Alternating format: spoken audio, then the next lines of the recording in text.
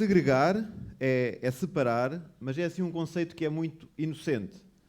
Nós segregamos várias coisas no nosso dia-a-dia. Nós segregamos o lixo agora, que é uma coisa que se faz muito e ainda bem. Nós segregamos a carne do peixe na arca frigorífica, e ainda bem, porque ninguém merece comer peixe a saber carne ou carne a saber a peixe.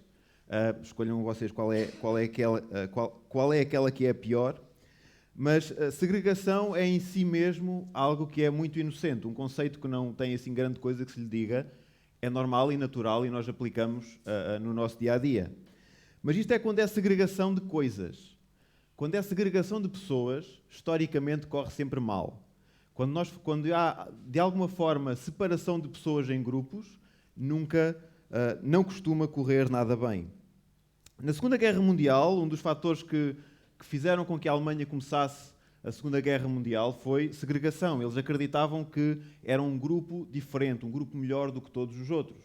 E então eles estabeleceram um conjunto de regras que dizia o que era a suprema raça ariana, e todos aqueles que não faziam parte desse grupo, que não cumpriam essas regras, não tinham lugar ali. Eram outros, tinham outro valor completamente diferente. É engraçado que o homem que foi o responsável por estabelecer estas regras, Heinrich Himmler, ele próprio não as cumpria. Se calhar é aquela coisa de que quando és tu a estabelecer as regras, tens vantagem e podes criar exceções, mas ele definiu várias regras de aspecto físico e também de questão de genealogia, portanto, só quem tinha um certo tipo de descendência é que podia fazer parte da tal suprema raça ariana, mas ele não cumpria essas regras. De qualquer forma, esta segregação foi uma das responsável pela morte de milhões de pessoas. Isto aconteceu na Segunda Guerra Mundial. Na África do Sul, o apartheid também foi em si um problema grande. Eu tenho um colega de trabalho que nasceu na África do Sul, ele agora vive ali na Lausanne, terra de emoções, mas ele nasceu na África do Sul e viveu lá durante muitos anos e volta à África do Sul regularmente. E ele diz que quando ele lá vai, assim que sai do aeroporto, ele sente os efeitos daquilo que foi o apartheid. O olhar das pessoas é muito mais intenso. A questão racial ainda se vive lá de uma forma muito intensa por causa daquilo que foi o passado. Então, segregar pessoas faz aquela coisa de criar grupos faz aquela coisa automática de criar rivalidade. O nosso grupo é melhor do que o teu, o grupo A é melhor do que o grupo B. Isto causa divisão entre as pessoas, isto causa problemas. Foi assim na Segunda Guerra Mundial, foi assim no apartheid e continua a ser assim em vários sítios. Estádios de futebol, por exemplo. Nós conseguimos encontrar estas situações em que grupos diferentes formam rivalidades e, regra geral, a coisa não corre bem. Vamos abrir em Marcos, no capítulo 2.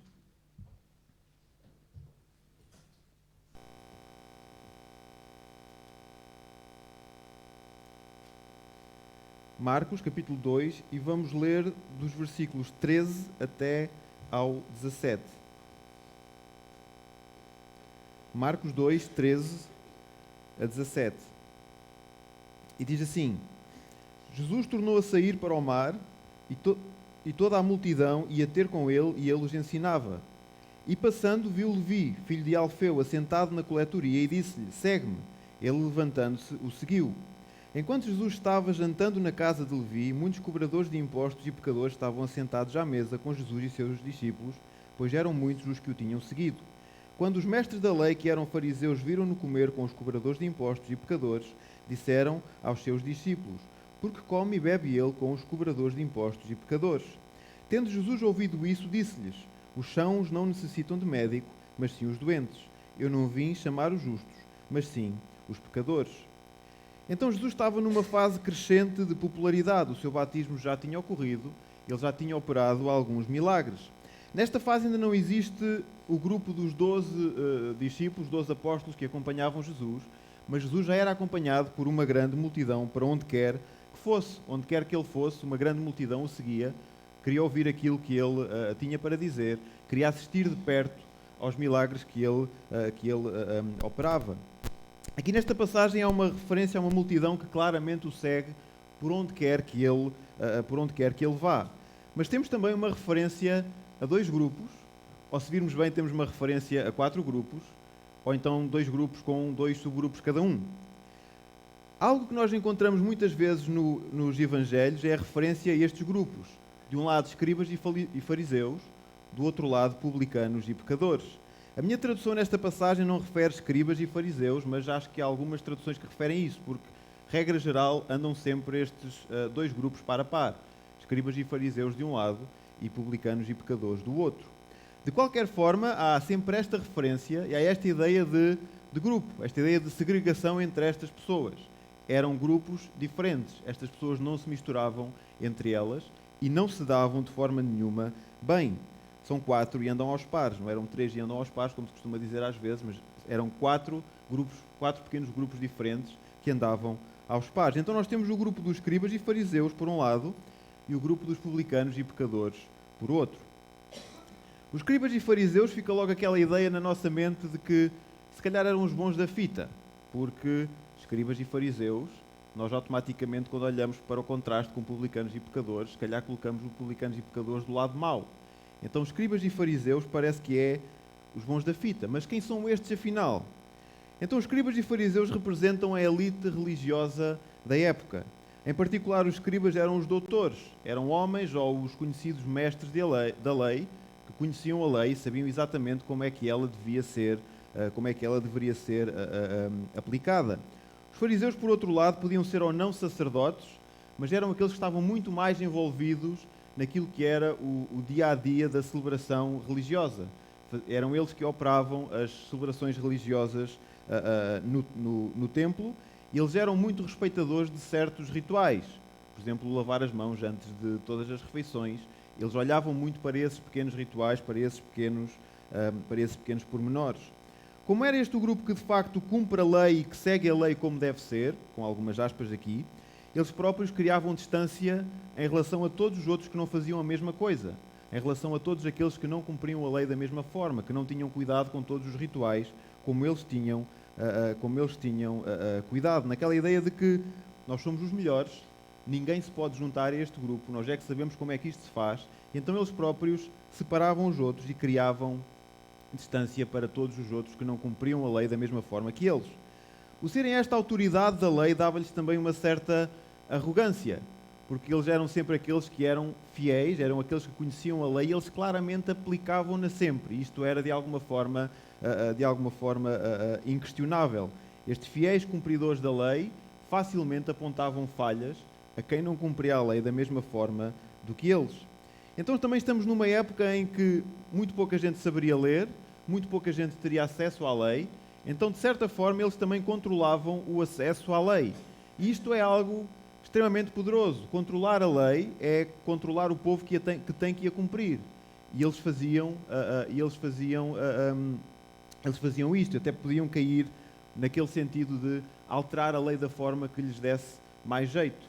Nos dias de hoje, todos nós sabemos ler e escrever, melhor ou pior, e todos nós temos acesso à lei, à lei que rege o nosso país, e mesmo assim é muito difícil, porque parece que a lei está mesmo escrita de uma forma complexa para o comum mortal não entender. Naquele tempo era mais complicado, porque as pessoas não sabiam ler, as pessoas olhavam para um pedaço de texto e era um desenho que não sabiam interpretar. E eram os escribas e os fariseus que sabiam interpretar e que tinham a chave para traduzir aquilo que lá estava escrito. Então é uma posição de demasiado poder, porque eles controlavam aquilo que o povo fazia, aquilo que o povo entendia, da lei. Podemos ver que é uma posição também muito suscetível à corrupção, porque pode dar jeito de colocar coisas na lei que necessariamente não estavam lá para conduzir o povo inteiro num determinado sentido, de uma determinada forma. Então estes são os escribas e os fariseus. Do outro lado nós temos o grupo dos publicanos e pecadores, que, por exclusão de partes, os outros são os bons da fita, se é que lhes podemos chamar isso. Os publicanos e pecadores estavam no outro lado e seriam aqueles que seriam os maus da fita. É mais fácil começar pelos pecadores. Os pecadores são todos os outros. Portanto, aqueles que não são escribas, que não são fariseus, que não são publicanos, vão automaticamente para o saco dos pecadores. Existe aquele jogo que acho que se chama Plinko, que nós largamos uma bola ou uma... Mas não é uma esfera, está-me a falhar o nome, mas um círculo, vá. E aquilo vai caindo e tem uns pinos e ele a certa altura há de cair num determinado ponto. Normalmente isso está associado a algum tipo de prémio. por defeito, no jogo do plinco, vai-se cair ao pecador. Portanto, se não se ficar no fariseu, nem no escriba, nem no publicano, vai-se cair ao pecador. O pecador era o saco que dava, para todos. Mas é interessante que dos publicanos e pecadores, os publicanos são uma classe própria. Portanto, eles não são pecadores como os outros. Eles não vão para o saco dos pecadores. Eles têm tipo uma classe própria. Os publicanos eram cobradores de impostos. E todos nós adoramos impostos. O nosso coração alegra-se sempre que nós temos que pagar impostos. Todos nós temos um póster em nossa casa da Autoridade Tributária e Aduaneira. Todos nós adoramos impostos. E naquele tempo era exatamente a mesma coisa. Todos adoravam pagar impostos, então todos adoravam os publicanos, que eram aqueles que eram responsáveis por cobrar impostos. Naquele tempo havia uma agravante relativamente aos publicanos. Os publicanos retiravam ou cobravam os impostos aos judeus para entregar aos romanos, que era o povo opressor. Portanto, além de retirarem, terem aquela coisa de ser alguém a quem eu ia dar o dinheiro para pagar os meus impostos, eles iam dar esse dinheiro aos opressores. Eles não iam dar o dinheiro aos invasores. Eles não iam simplesmente contribuir para o seu próprio país. Portanto, eles, além de cobradores de impostos, eles caíam na categoria dos traidores. Eles caíam nesse ponto aí. Em particular, para os fariseus, os publicanos tinham um problema, porque eles cobravam impostos a toda a gente, então tinham que cobrar impostos a gentios também. Então o facto de cobrarem impostos a gentios tornava-os impuros para estarem em qualquer celebração religiosa. E então os publicanos eram pecadores, mas eram os pecadores especiais.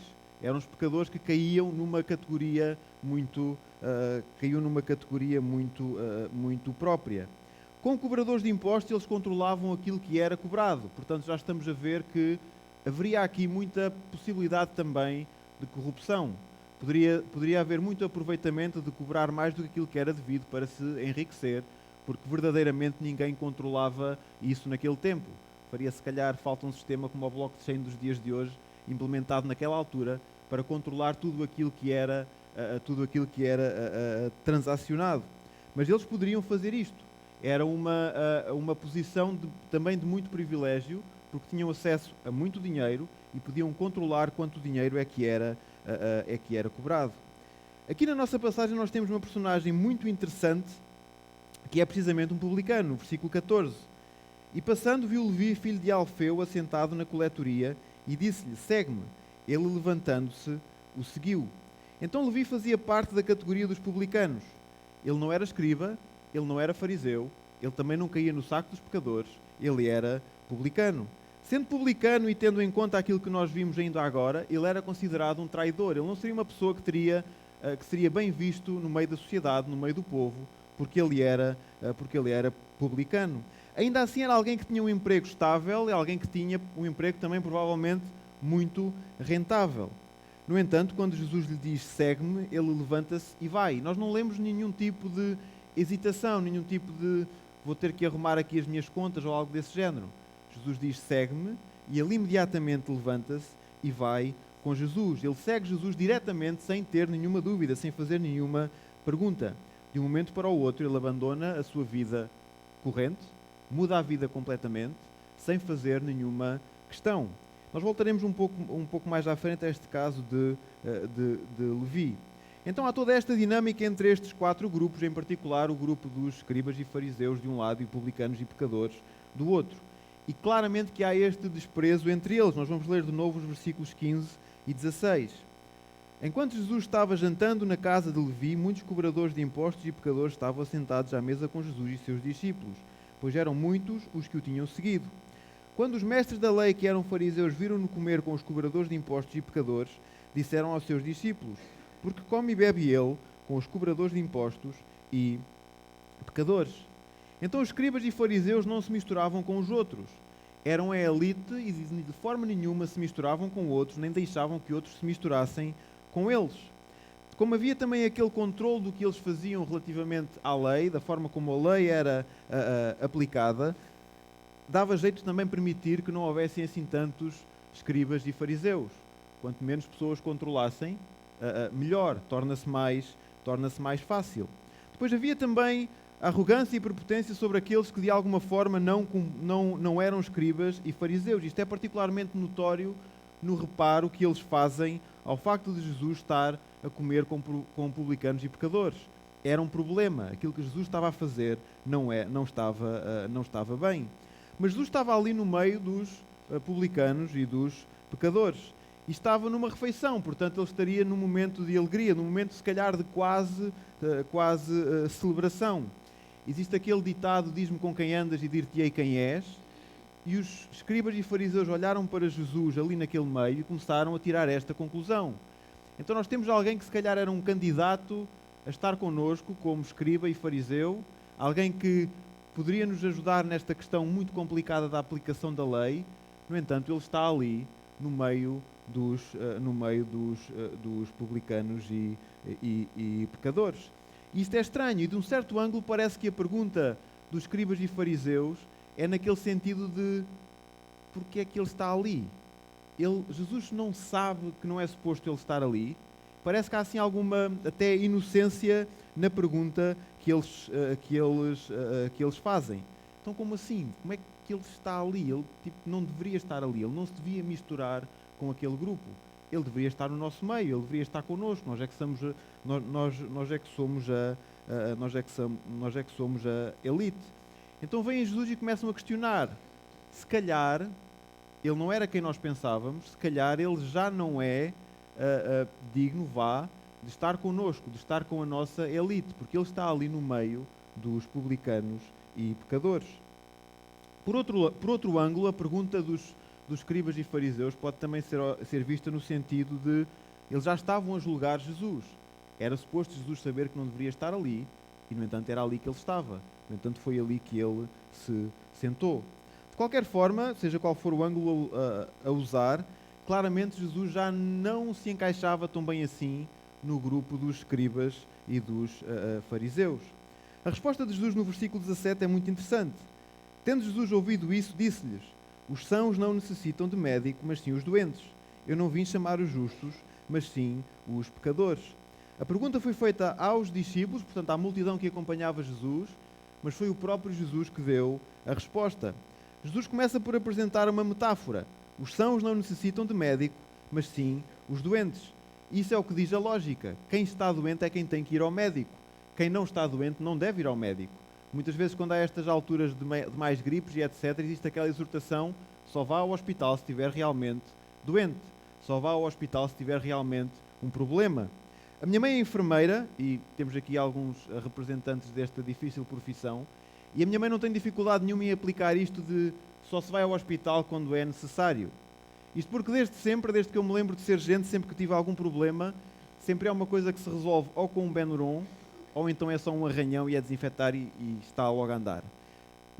A minha mãe não tem aquela coisa de tens algum problema, alguma coisa, então vais logo correr para o hospital. Antes, pelo contrário, parece aquela questão de como é que é, casa de ferreiro, espeto de pau. A minha mãe resolve sempre tudo em casa de uma forma mais simples, e então nós só vamos para o hospital em última análise, em último caso. Há aquele sketch do Gato Fedorento em que um marido perde uma perna por ter caído numa armadilha de urso e chega a casa e pede à esposa que lhe faça um curativo. A minha mãe é assim. Um exemplo, qualquer dia chega à casa e uma fratura exposta e ela vai lá pôr um penso rápido, porque é assim que ela resolve os problemas. Ainda assim há situações muito complicadas em que claramente ela vê que temos que ir de alguma forma ao hospital. Na resposta de Jesus há a clara identificação que há um problema. Há doentes e esses doentes precisam de médico. Há pessoas que têm um problema que tem que ser de alguma forma resolvido.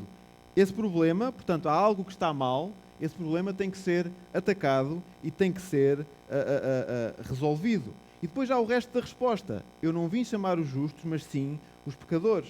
Portanto, este resto da resposta, juntando à primeira parte, Jesus seria o médico e os pecadores seriam os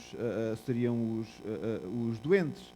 A resposta de Jesus também pode ser vista, se calhar, de dois sentidos. O primeiro é que Jesus podia estar a dizer que, de facto, os escribas e fariseus eram, de facto, justos. porque ele não estava junto com eles. Eu não vim para tratar dos justos, portanto eu não estou no vosso meio e vocês de facto são justos. Por outro lado, Jesus poderia estar a ser irónico e a apontar diretamente para os escribas e fariseus, para algo que eles estavam a fazer de errado, algo que eles estavam a fazer de mal. Eles afastavam-se dos pecadores para assim manterem o seu elitismo. Eu aposto na opção 2. Eu acho que Jesus estava a atacar claramente os escribas e os fariseus por aquilo que eles faziam, por aquilo que era o seu comportamento. No entanto, os escribas e fariseus podem ter pensado: verdade, nós somos os justos, nós somos aqueles que estamos bem, nós não precisamos de médico de forma nenhuma, porque nós não temos problema nenhum.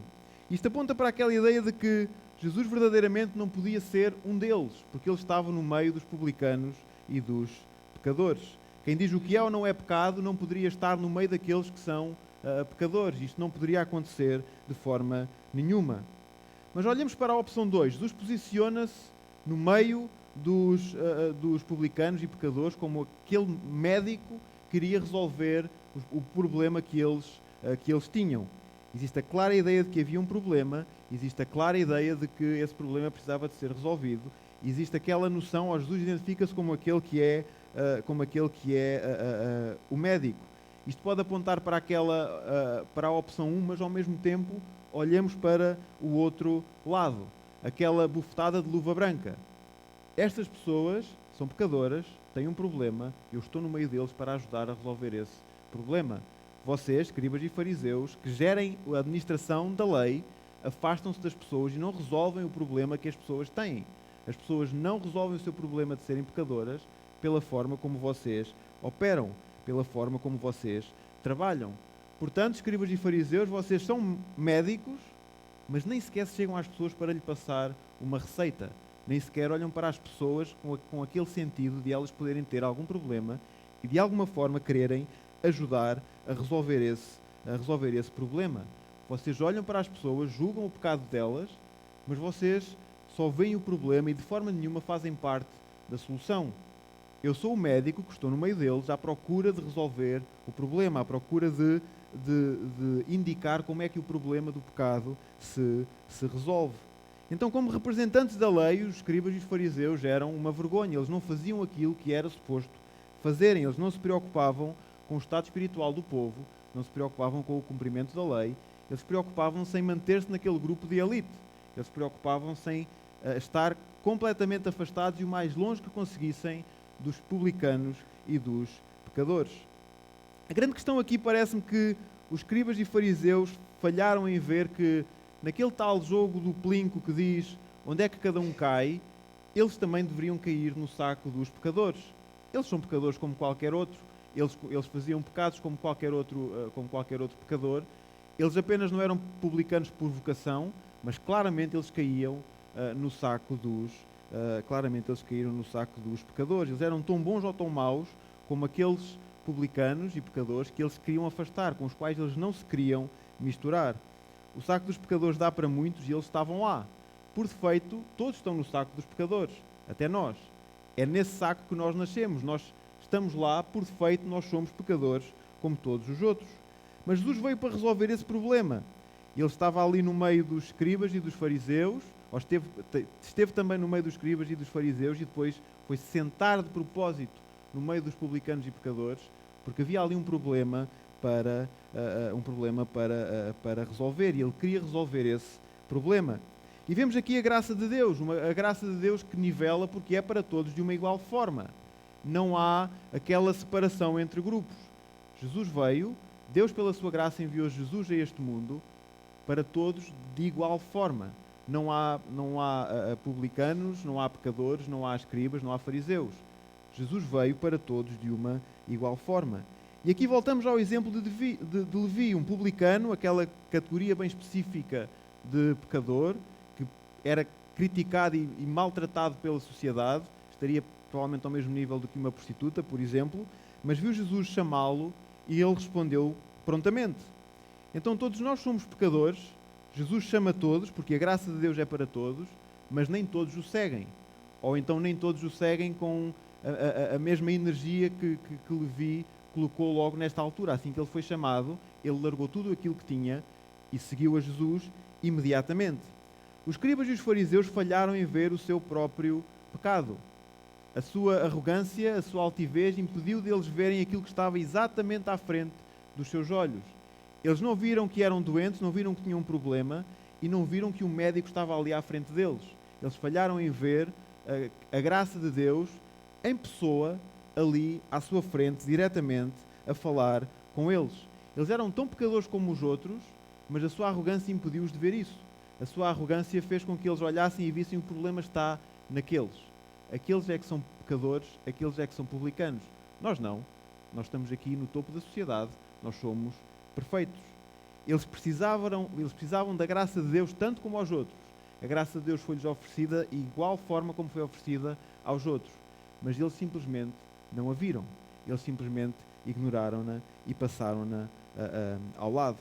Então a segregação entre pessoas sempre trouxe problemas. Mais recentemente na nossa história, mas também no tempo de Jesus já havia problemas causados pela segregação. Separar pessoas por grupos causa graves problemas.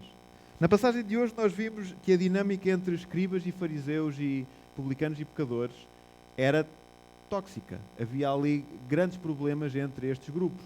Estes dois grupos não se davam de forma nenhuma. Era algo tóxico. E aquilo que nós encontramos é que na sociedade nos dias de hoje continua a haver esta pequena segregação entre grupos diferentes e há separação entre pessoas e há alguma rivalidade.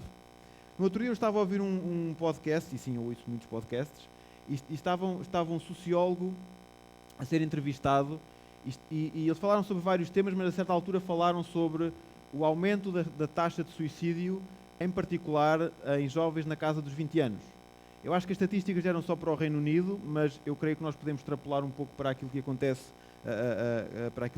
no mundo inteiro. Então, na casa dos 20 anos, em particular do sexo feminino, existe na última década um aumento, eu não me lembro do número de cor, mas é na casa dos 40%, um aumento das taxas de suicídio.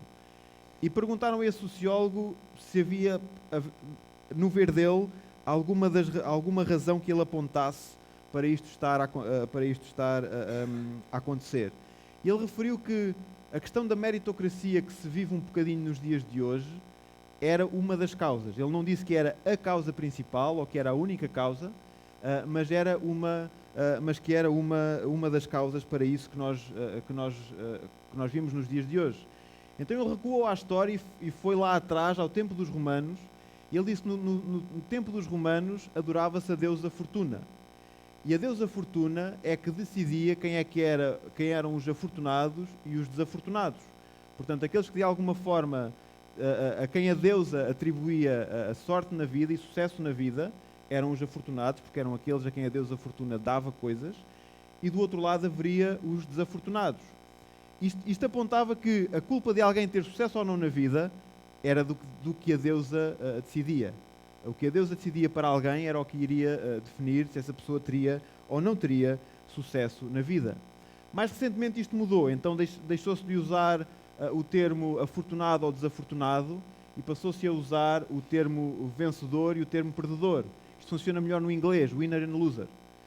Então há aquelas pessoas que vencem na vida e há aquelas pessoas que perdem na vida. Mas quem vence na vida vence porque merece. De alguma forma merece o sucesso que tem. E não há nada de errado com isto. Alguém ter sucesso na vida e merecê-lo, não há nada de errado com isto. A questão é quando nós olhamos e aplicamos o mesmo tipo de raciocínio no outro espectro. Quem não tem sucesso na vida? Se quem tem sucesso na vida tem-no porque o merece, quem não o tem porque não o merece. E isto causa problemas nas pessoas, causa depressão nas pessoas.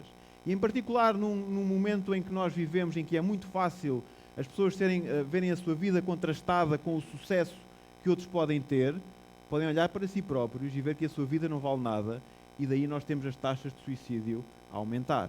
Isto foi aquilo que o sociólogo disse. Como ele disse, é uma das razões, ou ele vê como sendo uma das razões, mas provavelmente não é a razão principal. De certa forma, ele terminou este assunto, ou melhor, não é de certa forma, ele terminou este assunto a dizer: é preciso ensinar as pessoas que elas têm valor somente por quem são, somente por existirem. As pessoas não têm mais valor por aquilo que fazem. As pessoas não têm mais valor por aquilo que conseguem atingir e almejar na sua própria vida. Todos nós nos dividimos em grupos. De alguma forma, todos nós fazemos parte de algum grupo bem específico. Os que estão aqui na igreja e não estão noutro sítio. Os que trabalham em Coimbra e os que trabalham na Melhada. Então, todos nós, de alguma forma, nos dividimos em grupos diferentes. Ao mesmo tempo, todos nós fazemos parte de um grande grupo que é universal, o grupo dos pecadores. Esse saco grande tem muito espaço e todos nós cabemos lá e todos nós entramos lá por defeito. Todos nós ficamos no saco dos pecadores a partir do momento em que nós nascemos. Para resolver o problema do pecado, Deus, pela sua graça, enviou Jesus. Jesus veio para morrer na cruz por todos os pecadores de igual forma. A graça de Deus aplica-se de igual forma para todos e nivela todos e coloca todos exatamente ao mesmo nível. E o valor que nós temos aos olhos de Deus é igual para todos, porque o preço que foi pago por cada um é exatamente o mesmo. Não há variação nenhuma aqui. A graça de Deus é a mesma para todos. Então, numa sociedade em que nós vemos tanta desigualdade, tanto tratamento diferente entre pessoas, que nós consigamos também olhar neste sentido. As pessoas têm valor por serem quem são. E a pessoa que está ao meu lado é uma pessoa por quem Jesus morreu exatamente da mesma forma como morreu por mim próprio.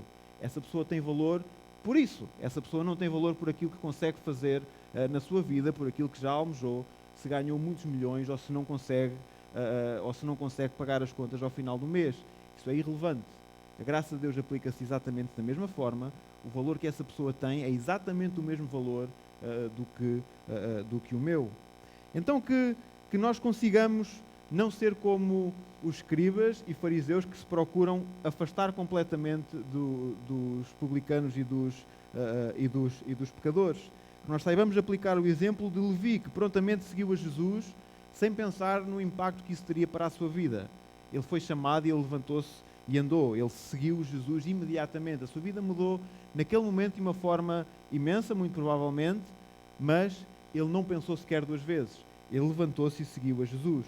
E que sigamos também o exemplo de Jesus, que nos ensina que todos são pecadores. Todos fazem parte de um mesmo grupo. Todos fazem parte desse grupo dos pecadores. Nós não conseguimos de forma nenhuma fugir daí. Naturalmente é nesse grupo que nós estamos. Mas é para esse mesmo grupo que a graça de Deus está disponível de uma igual forma. E todos valem exatamente o mesmo. E todos têm... e Jesus veio exatamente da mesma forma morrer por qualquer um de nós. O preço que foi pago é exatamente o mesmo. Mas também olhamos para o exemplo de Jesus como aquele que se colocou no meio dos publicanos e pecadores. Que viu que eles tinham um problema e que esse problema precisava de ser resolvido. E ele foi para lá para resolver esse problema.